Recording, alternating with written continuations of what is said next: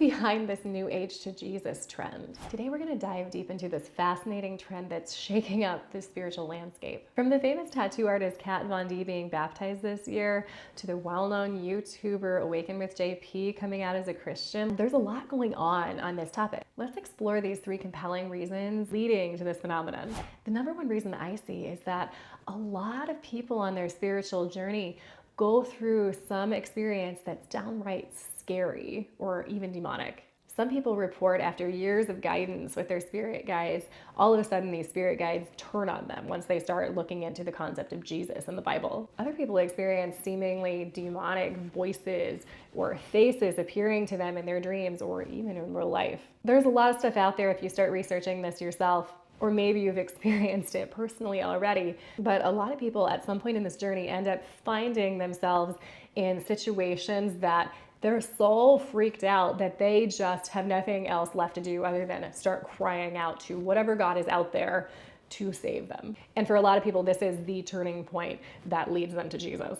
The second reason that I see behind this movement is, and this is a big one, is that people still feel unfulfilled. A lot of people have been on this spiritual journey for years, decades, and they come to this moment in time where they just become really brutally honest with themselves. And after years of meditation and inner healing and self-discovery, a lot of these spiritual seekers confront that they're still feeling unfulfilled despite everything they've done. And I'm not knocking meditation or inner healing or self-discovery, but it can still leave you deeply unfulfilled when you don't include the God of the universe into your journey. And I've been there myself. You want to understand things. You want to have wisdom. You want to know how life works. You want your life to work. You want to help others. A lot of people that are on this enlightenment journey, they find out after all these years that the more questions they ask, the more questions they have.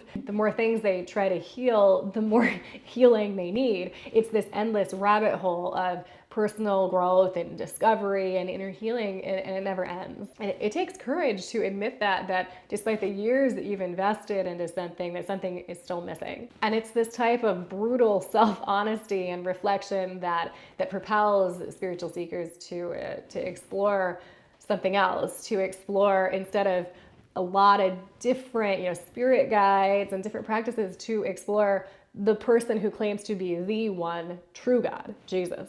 The third reason I see behind this trend is that a lot of people describe that nothing ever fills this hole that they feel. It's like this hunger to learn more, to be more, to know more, but yet inside they describe it like there's still this big piece of their soul that's missing. A lot of these people say that issues and addictions that they were struggling with for decades or years finally just literally dissolve away when they turn to Jesus and ask him for help. And even deeper than that, they say they experience this wholeness and this inner peace inside that they never felt before. At this point in history, both science and spirituality point towards a greater power that's ultimately love. There are studies on this. Some of the biggest well-known scientists believe there's a greater power out there that's in control, that will work miracles in your life. Science and spirituality are merging in a way that people have never seen before. And I think that all spiritual seekers agree that the planet's going through this crazy, tumultuous time right now. Empaths and spiritual people, they sense this spiritual warfare going on between countries, between people, just in the air. Is actually prophesied by Jesus himself. People all over sense something is shifting on the planet. The Bible talks about turning to God with all your heart, all your soul, all your mind.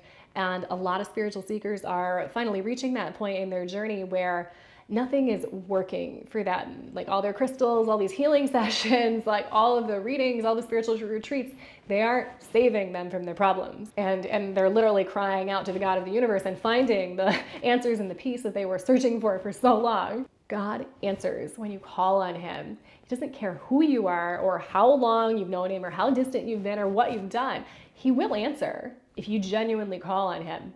Some people have seen these divine visions and revelations of Jesus appearing to them and lifting huge weights and burdens off of their shoulders, and they feel this peace they've never had before. The Bible describes this as a peace that surpasses all understanding, but it requires something of you. It requires a complete surrender to him, a complete surrender of all this other stuff. Thankfully, most spiritual people have mastered, or they're in the process of mastering, the art of surrendering. That's a huge topic in spiritual growth. I'd love to hear your thoughts on this trend. Have you, or do you know somebody that's experienced this kind of shift or is going through something like this right now? Share your stories in the comment section below. Don't forget to like and subscribe and hit that notification bell so you can have more of these deep dives with me on how to find your purpose, how to live in alignment with God's plan for you, and be fulfilled and become the best version of you. I'll see you in next week's video.